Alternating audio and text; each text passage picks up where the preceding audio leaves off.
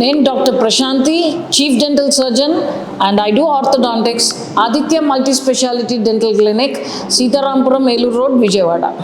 Dental braces గురించి ఈరోజు మనం తెలుసుకుందాం. డెంటల్ బ్రేసెస్ ఎవరికి అవసరం, ఏ ఏజ్లో వేయించుకోవాలి, ఇలా ఎన్నో డౌట్స్. సో ముందుగా మనం దాని గురించి తెలుసుకుందాం. ఎవరు వేయించుకోవాలి?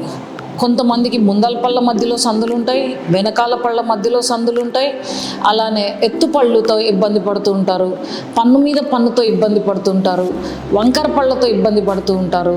ఇలా జా డిస్క్రిపెన్సీస్ అంటే కింద దవడ అనేది కొంచెం వెనక్కి కొంచెం ముందలకి ఇలా కూడా వస్తూ ఉంటాయి. ఇలాంటి సమస్యలు ఉన్న వాళ్ళందరూ కూడా సహజంగా నలుగురిలో కలవాలి అన్నప్పుడు కాన్ఫిడెంట్గా కలవాలి అంటే ఇబ్బంది పడుతూ ఉంటారు. సో ఇలాంటి సమస్యలు ఉన్న వాళ్ళకి చాలాసార్లు డెంటల్ బ్రేసెస్ అనేవి పరిష్కారం. ఏ ఏజ్ నుంచి వేయించుకోవాలి? కొందరు మా దగ్గరికి వచ్చినప్పుడు చిన్న పిల్లలు అరౌండ్ ద ఏజ్ ఆఫ్ 8 yearsలోనే మాకు ఎత్తుగా వస్తున్నాయి మా అబ్బాయికి పళ్ళు, లేకపోతే మా అమ్మాయికి వంకరగా వస్తున్నాయి, కొందరు పన్ను మీద పన్ను వస్తుంది అని చెప్తూ ఉంటారు. కానీ that is not the right time. చాలాసార్లు starting from 11 to 12 years of age నుంచి ఈ ప్రాబ్లంకి పరిష్కారంగా మనం ఈ డెంటల్ బ్రేసెస్ని వేయొచ్చు.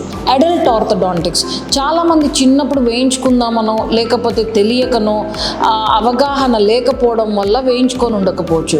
Even at the age of 40-45 years అప్పుడు కూడా మనం ఈ ఎత్తు పళ్ళున్నా వంకర పళ్ళున్నా పన్ను మీద పన్నున్నా ఈవెన్ ఆ ఏజ్లో కూడా మనం ఈ డెంటల్ బ్రేసెస్ అనేది వేసి వాళ్ళ సమస్యని తీర్చవచ్చు.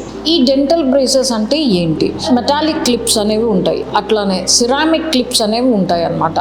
ఈ మెటాలిక్ క్లిప్స్ని కానీ సిరామిక్ క్లిప్స్ని కానీ పళ్ళ మీద ఒక్కొక్క పన్ను మీద ప్లేస్ చేసి వాళ్ళకున్న సమస్యని మనము వైర్స్ వేసి ఆ పళ్ళ మీద ఉండే ప్రాబ్లమ్స్ని మనం క్లియర్ చేస్తుంటాం. ఇది కొంచెం టైం టేకింగ్ ప్రాసెస్ అయినా పేషెంట్ ఎవ్రీ మంత్ డాక్టర్ దగ్గరికి వచ్చి చెకప్ చేయించుకుంటూ ఉంటారు. కొన్నిసార్లు వైర్స్ మారుస్తూ ఈ పళ్ళ మధ్యలో ఉండే సందుల్ని కూడా మనము టోటల్గా క్లోజ్ చేయడానికి అవకాశం అనేది ఉంటుంది ఈ ట్రీట్మెంట్స్లో. మరి దీంట్లో ఎటువంటి జాగ్రత్తలు తీసుకోవాలి అనేది మనం తెలుసుకుందాం. ఈ మెటల్ బ్రేసెస్ అనేవి మనం కాంపోజిట్ సిమెంట్ ద్వారా మనం పన్ను మీద ఫిక్స్ చేయడం జరుగుతుంది. సిరామిక్ బ్రేసెస్ అయినా మెటల్ బ్రేసెస్ అయినా ఇలా ఫిక్స్ చేస్తాం కాబట్టి కొంచెం పేషెంట్ని యాపిల్ ఇట్లాంటివి బైట్ చేసే ప్రొసీజర్స్ మనం తినద్దని చెప్తాం. తినాలి అన్నా కూడా చిన్న ముక్కలు చేసుకొని కొంచెం వెనకాల పళ్ళ మీద మనం తినమని చెప్తూ ఉంటాం.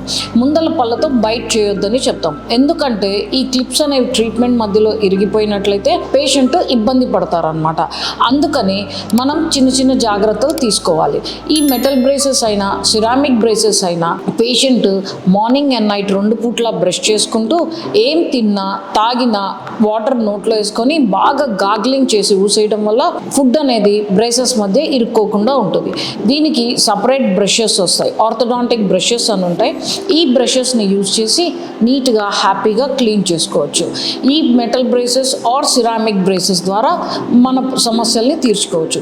మెటల్ బ్రేసెస్లో ఏంటంటే పేషెంట్ ఆల్రెడీ ఎత్తుపళ్ళు వంకర పళ్ళతో ఇబ్బంది పడుతున్నప్పుడు ఈ మెటల్ బ్రేసెస్ అనేవి కొందరికి అంత కంఫర్టబుల్గా ఉండవు, దూరం నుంచి చూస్తున్నా కనిపిస్తూ ఉంటాయి. బట్ వేరే ceramic braces the latest advances వచ్చిన తర్వాత పేషెంట్ ఎంత దగ్గరలో ఉన్నా ట్రీట్మెంట్ చేయించుకున్నట్లు తెలుస్తూ ఉంటుంది, కానీ బట్ పేషెంట్ ఆక్వర్డ్నెస్ అనేది ఫీల్ అవ్వరు అనమాట.